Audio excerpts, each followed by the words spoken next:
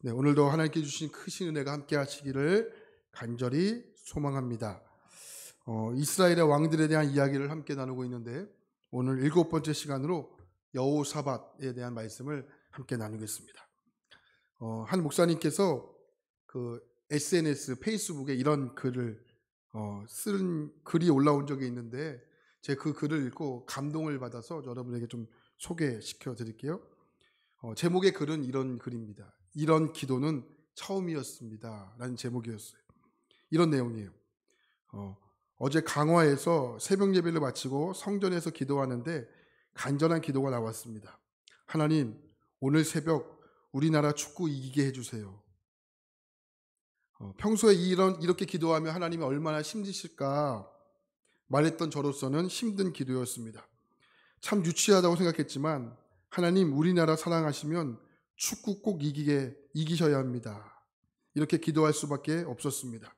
그 이유는 최근 우리나라에서 진행되고 있는 여러 가지 사건, 선거를 끝내면서 많은 국민 사이에 차곡차곡 쌓인 분노들, 그래서 누군가를 향해 그 분노를 쏟지 않으면 견딜 수 없는 마음들이 있기 때문입니다. 그래서 응원하며 큰 함성을 지르며 마음속에 있는 응어리들을 다 털어버렸으면 좋겠다는 생각으로 이런 기도를 드립니다. 그러면서 계속 이렇게 이야기해요. 분노와 억울함, 비난과 질책을 칭찬으로 바꾸었으면 좋겠습니다. 새로운 캠페인이 시작됐으면 좋겠습니다. 좋은 말하기. 온 국민이 이런 기도를 했으면 좋겠습니다.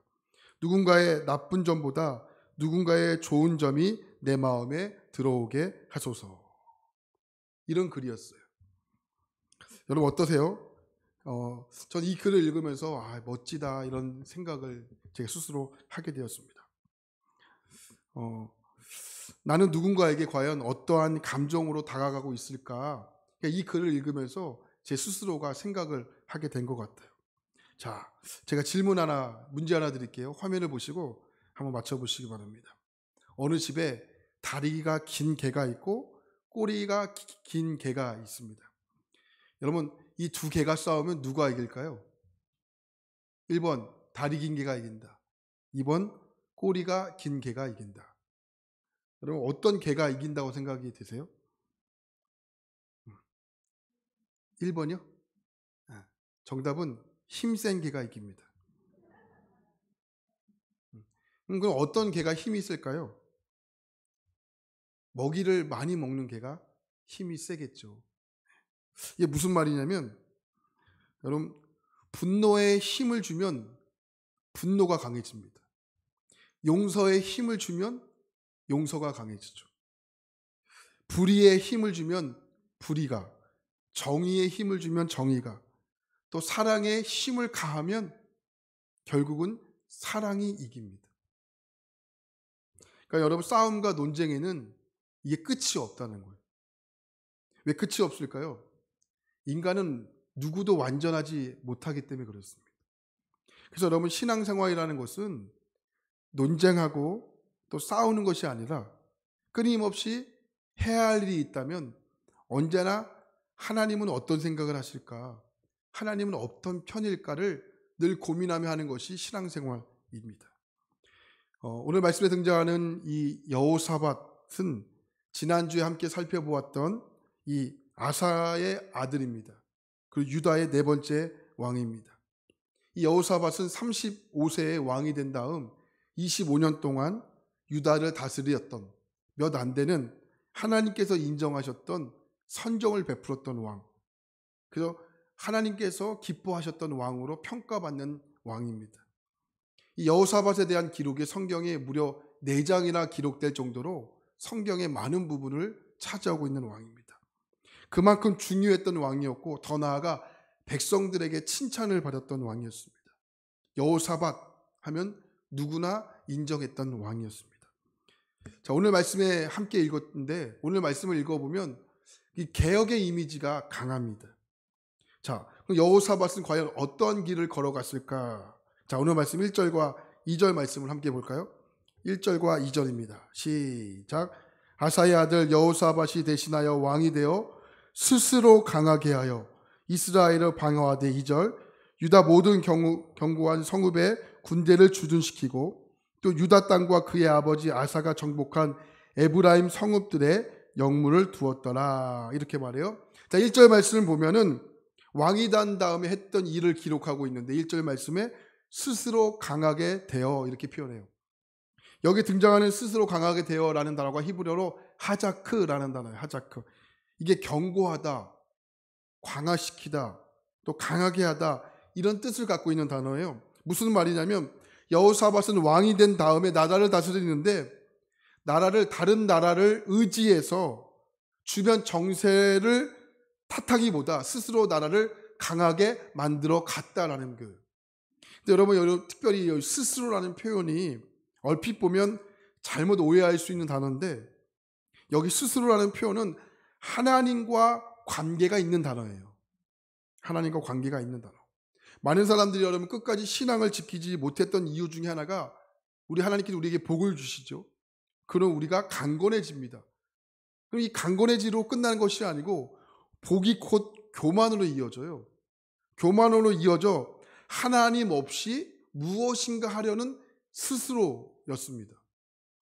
근데 하지만 여호사밧이 표현하고 있는 이 스스로 하자크라는 단어는 하나님을 믿기 때문에 책임을 누군가에게 전가하거나 또 자신에게 하나님께 나에게 주신 책임감을 소홀히 하지 않고 해야 할 일을 했다라는 의지적인 표현으로 하나님께서 하자크라는 단어를 사용했다라는 겁니다. 그러면 스스로 가장 먼저 했던 일이 무엇이냐면 북이스라엘의 공격을 대비해 방어 체제를 구축했다라는 겁니다. 요새가 있는 모든 그 성읍마다 군대를 배치하고 또 오늘 말씀에 함께 기록되어 있지만 아버지였던 아사가 차지했던 이 에브라임 성읍에 이 군대를 배치했던 것입니다. 이게 아주 중요한 일인데요. 여러분 우리가 왜 죄를 짓고 유혹에 빠진다고 생각을 하세요? 쉽게 표현할게요. 혹시 학교를 다니는 학생들이 컨닝이라는 것을 죄라는 것을 모르기 때문에 컨닝할까요? 아니에요. 안다고요. 근데 왜 컨닝할까요? 준비하지 않았기 때문에 그래요. 그러니까 준비하지 않았기 때문에 컨닝의 유혹을 느끼고 죄를 짓는 거예요. 여러분 사업을 하면서 정직해야 한다는 것을 모르는 분들이 있을까요? 다 알죠. 양심이 있는 사람들. 근데 여러분 왜 그럴까요? 이게 모르기 때문이 아니고 죄의 유혹을 느끼기 때문에 그래요. 그러니까 정말 중요한 것은 우리가 하나님 앞에 준비된 사람이 되어야 한다는 거죠. 그러니까 여호사밧이 아버지 아사가 왜 이스라엘의 침공을 받고 하나님의 말씀을 거역하고 아람 왕에게 도움을 구했는지 아십니까? 그것은 하나님 앞에 준비하지 못했기 때문에 그렇습니다. 다시 한번 이야기하지만 여기 스스로라는 단어는요, 교만을 의미하는 것이 아니고 하나님 앞에 충실하게 살았음을 의미하는 단어입니다. 저는 여러분들에게 오늘 말씀을 선포하면서 이 스스로라는 단어가 여러분들에게 교만으로 끝나는 것이 아니라 하나님 앞에 충실하게 살아가는 단어가 되기를 간절히 축복합니다. 스스로. 한 나라의 왕으로서 중요하게 지켜야 될 것은 바로 하나님 앞에 스스로 충실하게 살아가야 하는 그런 마음이었다는 것입니다. 자, 한 나라의 왕으로서 지켜야 할 것들이 많이 있겠죠. 그 중에서 중요한 것은 나라를 안전하고 튼튼하게 방어하는 일입니다. 이런 말이 있어요. 해야만 하는 일을 하면 반드시 하고 싶은 일을 할 때가 온다. 한 번 더. 해야만 하는 일을 하면 반드시 하고 싶은 일을 할 때가 온다. 종종 우리의 신앙의 문제가 뭘까요? 하나님 앞에서 하고 싶은 일이 많아요. 하고 싶은 일이 많습니다. 그러나 정작 우리의 신분에 맞게 해야 할 의무를 소홀히 하면서 하나님의 일에만 열심히 한다는 거예요. 여기가 좋사오니 하나님의 전이 좋습니다. 하지만 여기에 머물러 있으면 우리의 일상의 현실감을 잃어버려요. 우리의 일상의 현실감을 잃어버리면 하나님이 씻을 수가 없습니다. 마태복음 17장을 보면 변화산 사건이 등장하죠. 예수님께서 베드로와 요한과 또 야고보를 데리고 변화산에 올라갔어요. 3명의 제자는 예수님께서 변화산에서 변화되는 황홀한 장면을 보았습니다. 그래서 제자들 예수님께 이렇게 이야기하죠. 7장 4절에 보면 베드로가 예수께 여짜와 이르되 주여 우리가 여기가 좋습니다. 만일 주께서 원하시면 우리가 여기서 초막셋을 지어 하나님 주님을 위해, 하나님 모세를 위해, 하나님 엘리야를 위해 초막셋을 짓게 해주세요. 예수님께서 이 말을 들으시고 기뻐하지 않으세요. 그리고 그 말이 끝남의 동시에 3명의 제자들을 데리고 다시 산 아래로 바로 내려오십니다. 그리고 내려오시자마자 귀신 들린 자를 만나 고쳐주십니다. 예수님이 뭘 말씀하고 싶은 걸까요? 왜 곧바로 제자들의 이야기를 듣고 왜 예수님께서 곧바로 내려온 것일까요? 그것이 좋아도 너희들이 해야 할 일이 있다는 거예요. 그것이 너무 좋지요. 너무 황홀하죠. 너무 기쁘죠. 하지만 너희들이 그것에 머물러 있으면 이 땅에서 사명을 감당할 일을 감당하지 못한다는 거예요. 여기가 좋사오니. 여기가 좋다. 여러분, 하나님의 전이 좋지요. 그러나 여러분, 하나님의 전이 좋다는 것으로 끝나야지 여기서 주구장창 앉아 있으면 여러분의 일상 가운데 현실감을 잃어버려요. 여러분이 살아가야 할 여러분의 일상을 잃어버립니다. 이런 의미에서 여러분, 여호사밧 왕이 훌륭한 점이 무엇입니까? 하나님을 전심을 섬기기 위해서 왕으로서의 역할을 소홀하지 않았다는 거예요. 사실 우리는 유혹을 무서워하는데 더 무서워해야 할 것은 우리가 유혹을 받을 상황과 위치에 있는 것입니다. 다시 한번 강조합니다. 스스로. 이 스스로라는 단어가 누구에게는 교만을 끝날 수 있지만 누구에게는 하나님 앞에서 충신함으로 끝날 수 있다는 겁니다. 잘 구분하셔야 됩니다. 여러분, 잘 구별하셔야 됩니다. 그렇다면 여호사밧이 왕으로서 한 구체적인 일은 뭘까요? 큰 장점은 성실하게 준비했던 사람이었다는 거예요. 6절 말씀 볼까요? 자, 6절입니다. 시작. 그가 전심으로 여호와의 길을 걸어 산당들과 아세라 목상들로 유다에서 제거하였더라. 아멘. 여호사밧이 왕으로서 하나님을 섬기는데 전심이었습니다. 전심을 어떻게 알 수 있어요? 여호와의 길을 걸었다. 할렐루야. 그러기 위해서는 반드시 해야 할 일이 뭐예요? 여호와의 길을 걷기 위해서는 나라 안팎으로 해야 할 일이 뭐예요? 산당들과 아세라의 목상들을 제거하는 일이에요. 자, 여러분, 산당이 뭘까요? 이곳 저곳에서 우상에게 제사를 지내는 거예요. 자, 그러니까 인간의 편의를 위해서 만들어 놓은 거잖아요. 굳이 힘들게 성전을 가지 않아도 자기 중심적인 신앙을 할 수 있다는 거예요. 아세라 목상은 뭐예요? 이게 아세라는 풍요를 상징하는 우상이잖아요. 이방의 문화와 함께 들어와 신앙의 순수함을 다 빼앗아 버립니다. 그러니까 여호사밧이 여호와의 길을 걸었다는 것은 무엇입니까? 하나님을 향하여 그 마음을 뺏기지 않았다는 거예요. 자신의 편의를 위해서 성전을 찾는 것을 소홀하지 않았다는 거예요. 신앙생활은 우리의 편의를 위해서 하는 것이 아닙니다. 하나님의 중심으로 하는 것이죠. 말씀의 중심으로 하는 것이죠. 오후 예배 시간에도 함께 나누겠지만 종교개혁이 일어났을 때 그들은 그들의 편의를 따라 신앙생활을 합니다. 그러나 종교개혁자들은 신앙의 편의가 아니라 말씀을 따라 해야 한다고 외쳤던 사람들입니다. 우리의 편의를 따라 신앙생활을 하는 것이 아닙니다. 하나님 앞에서 헌신된 삶을 살 것을 결단하는 것이 신앙입니다. 여러분, 혹시 오늘 예배 드리신 여러분 가운데 나는 산당이 없어, 목상이 없어 자부하는 분들이 계실지 모르겠지만, 그러나 여러분, 지금의 산당과 목상은 눈에 보이는 것이 아닙니다. 눈에 보이지 않는 것입니다. 그래서 더 위험해요. 눈에 보이는 것들은 이게 잘못된 것인지를 구분할 수 있는데 눈에 안 보이는 것들은 이게 구분이 안 돼요. 그래서 진짜 무서운 게 뭐예요? 마음으로 짓는 죄예요. 마음으로 짓는 죄는 누구도 몰라요. 자녀도 모릅니다. 남편도 모릅니다. 누구도 몰라요. 나밖에 몰라요. 내가 눈 감고 지나가면 끝입니다. 그래서 무서운 거예요. 지금의 시대의 산당과 목상은 나의 편의대로, 내가 편한 대로 하나님을 믿기를 시작하는 겁니다. 언제부터인가 순종과 헌신보다는 여러분 나의 편의가 앞서기 시작했다면 우리의 삶에 있어서 보이지 않는 바로 산당이 시작되고 있다는 거예요. 산당이 있으면 여호와의 길을 걸을 수가 없어요. 여호와의 길을 걸을 수 없습니다. 유명한 전도 폭발로 유명한 미국의 플로리다의 그 콜라리치 교회에 그 제임스 케네디 목사님이 썼던 글 중에 참 마음이 와닿았던 글이 있어요. 이 교회 한 청년이 있는데 이 청년이요 미국의 클럽에서 교습소, 댄스 교습소에서 춤 선생님으로 열심히 일했던 젊은이였습니다. 근데 어느 날 클럽에서 일을 끝나고 집에 가는데 라디오도 틀었대요. 근데 라디오도 틀었는데 그날 라디오에서는 그 라디오 설교로 유명했던 그 도널드 그레이 반 하우스라는 목사님의 설교가 그 라디오를 통해서 흘러나오게 됩니다.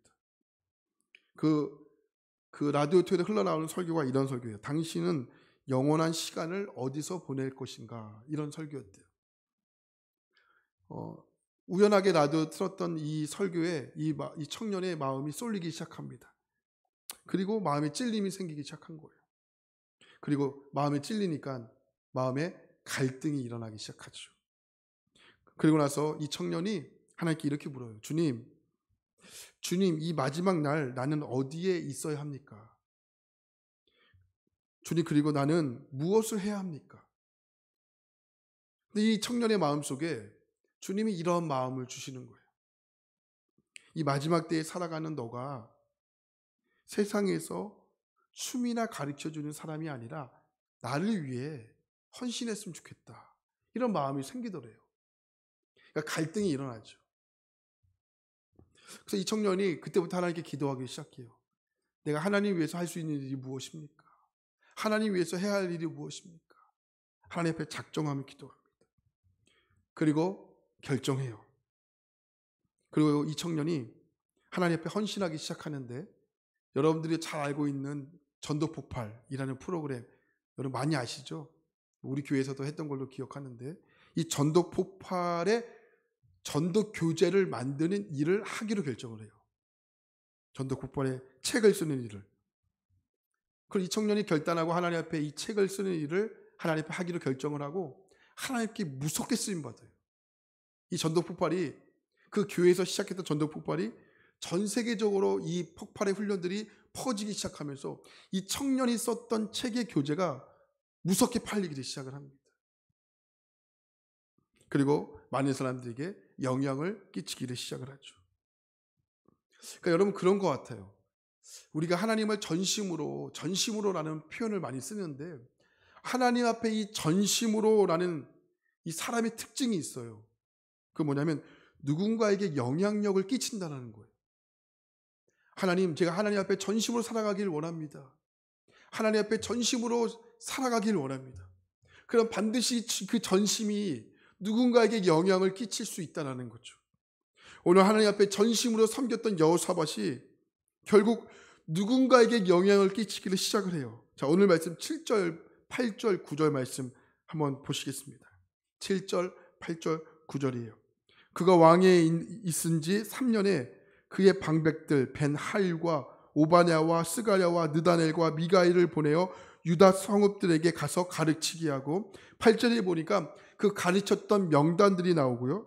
또 9절에 보니까 그들이 여호와의 율법책을 가지고 유다에서 가르치되 그 모든 유다의 성읍들로 두루다니며 백성들을 가르쳤다, 이렇게 얘기합니다. 여호사밧이 왕이 된 지 3년이 되었습니다. 하나님 앞에, 하나님, 제가 하나님 앞에 전심을 섬기길 원하는데 무엇을 해야 합니까? 기도하죠. 그리고 결정합니다. 어떤 일을 당행합니까? 백성을 관리하는 사람들을 전국으로 보내요.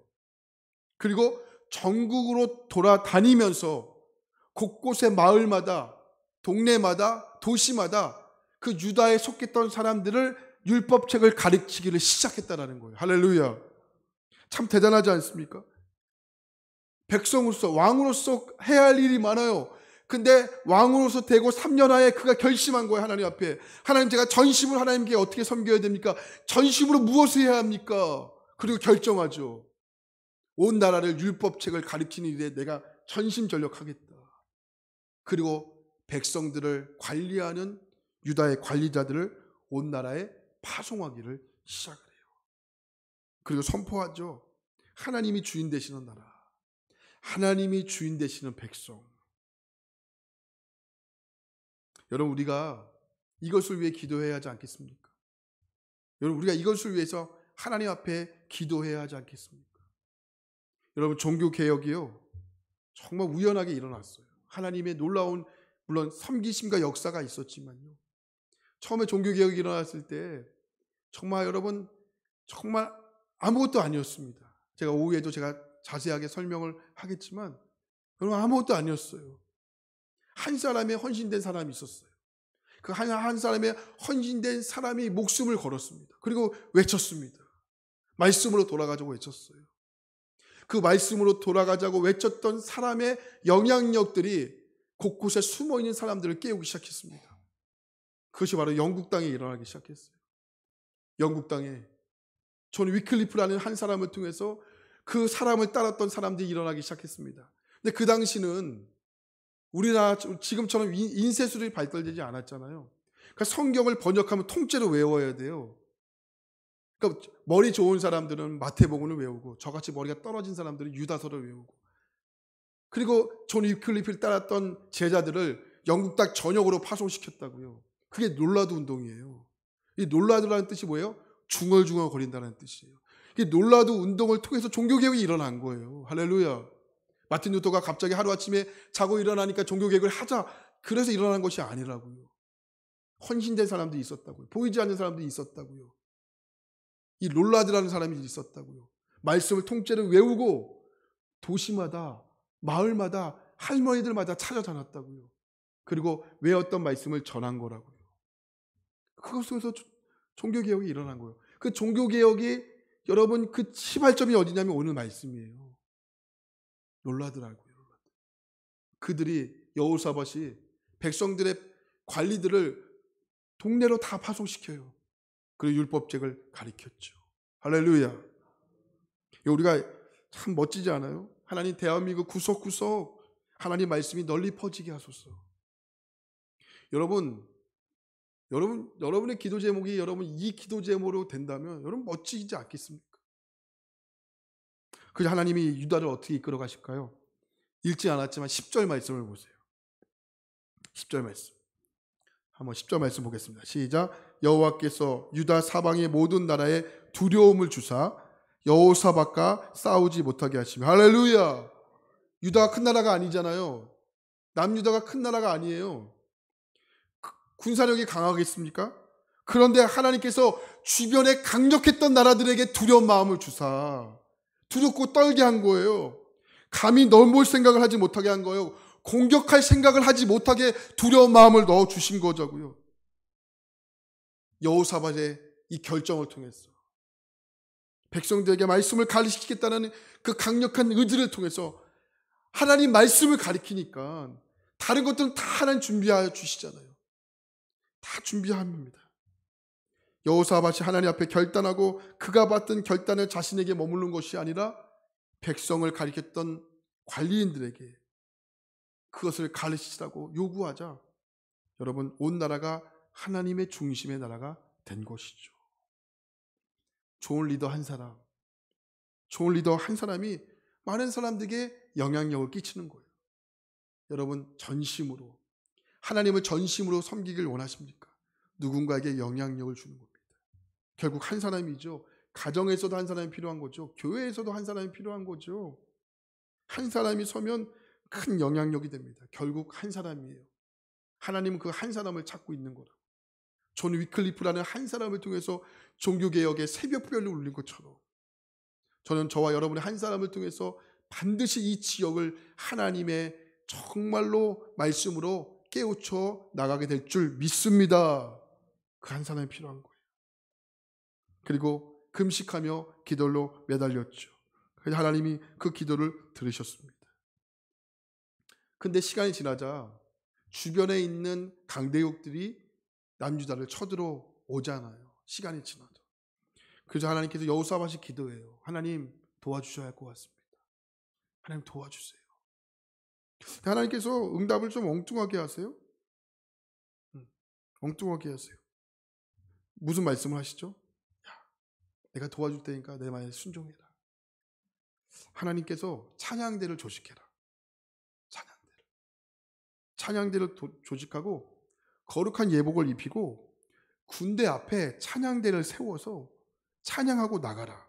적을 향해 나가라. 이거 엉뚱해요. 하나님의 응답이 여러분 참 엉뚱해요. 잘못 들었나? 여러분 기도하다 보면 참 엉뚱한 생각이 날 때 있잖아요. 하나님의 응답은 여러분 육성이 아니라고 늘 강조하잖아요. 하나님의 응답은 생각이라고요. 하나님의 응답은 마음을 통해 일어난다고요. 근데 기도하다 보면 엉뚱한 생각이 날 때가 있어요.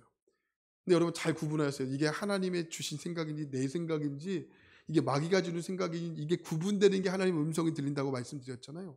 그렇죠? 하나님의 음성은요 순종해 봐야 아는 거예요. 순종 안 하면 몰라요. 백날 모릅니다. 생각에 머물러 있으면 이거 하나님 뜻인지 아닌지를 모릅니다. 하나님께서 여호사밧이 금식하고 기도했을 때 엉뚱한 생각을 주세요. 찬양대로 조직해라. 우리 같으면 이거 아니야 하고 그냥 넘겨갔을 텐데 여호사밧이 엉뚱한 하나님의 생각에 응답을 붙들어요. 그리고 어떻게 해요? 찬양대를 조직하죠. 그 찬양대를 앞세워요. 군대를 뒤에 세우고 그 찬양대가 앞으로 나가죠. 뭐 찬양대가 노래를 잘하겠습니까? 노래를 잘하겠습니까? 엉뚱하겠죠. 가르치지 않아도 사부 합창이 막 나오고요. 불협화음이 막 나오고요. 그렇게 찬양하고서 막 나간 거예요. 근데 어떻게 해요? 하나님 그때 역사하세요. 할렐루야. 역사하시잖아요. 남유다가 전쟁하지 않아도 그들이 막 죽이고 난리가 난 거예요. 그들이 서로 죽이고 막 살육전이 벌어지게 됩니다. 암몬이 일어나 모압을 치고요. 모압이 일어나 에돔을 치고 서로 막 치고 난리가 난 겁니다. 살아남은 사람이 없이 전멸하고 말았습니다. 한 사람의 영향력이 그렇게 대단한 거예요. 한국 교회의 역사에 정말 중요한 획을 긋는 사건이요. 1907년에 일어나요. 화면에 보시면 이 평양 대부흥 운동이 일어나는데 장대현 교회에서 일어나게 됩니다. 담임 목사님께서 한번 장대현 교회를 설명해 주신 적이 있는데 여기 유명한 길선주라는 사람이 등장해요. 이 길선주라는 사람은 처음에 목사가 아니었고 장로님이었습니다. 이게 1907년까지 이 길선주 이 분이 설교로 들어도 변화가 일어나지 않는 거예요. 근데 어느 날 예배를 드리는데 이 길선주라는 분이 은혜의 단절이 나의 죄 때문이구나 라는 것을 깨닫게 돼요.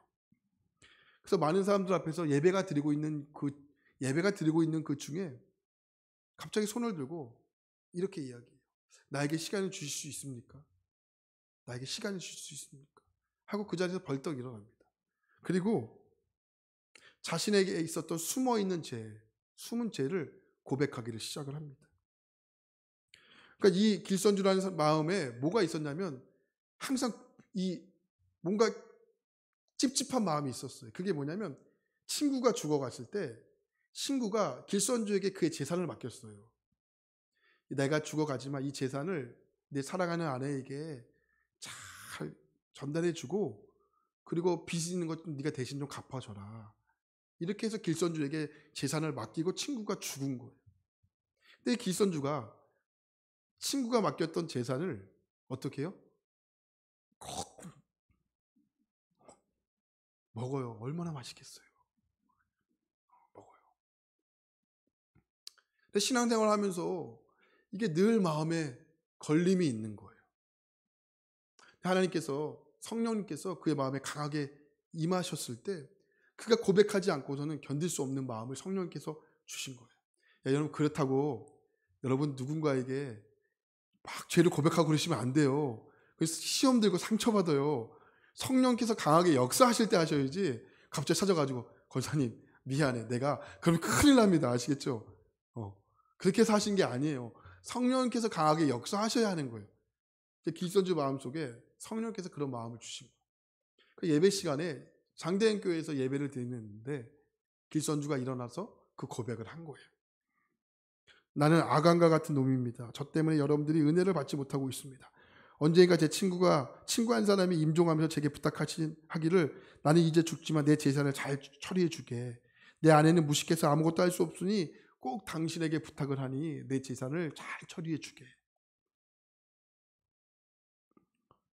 그러면서 자기가 속였던 것을 많은 사람들 앞에서 공포하기 시작합니다. 그리고 그것으로 끝난 것이 아니고 공포한 다음에 그 친구의 아내에게 찾아가 그가 맡겼던 재산을 다시 토해내기를 시작을 해요. 이 공개적인 회개, 공개적인 죄의 고백, 이것이요 물밀듯이 터지기 시작한 거예요. 교회 가운데. 그랬더니 길선주부터 시작했던 이 회개의 터짐이 여기서도 고백하고 저기서도 고백하고 여기서도 고백하고, 이 고백을 통해서 일어난 게 뭐예요? 1907년 대부흥운동이에요. 회개부터 일어난 거죠.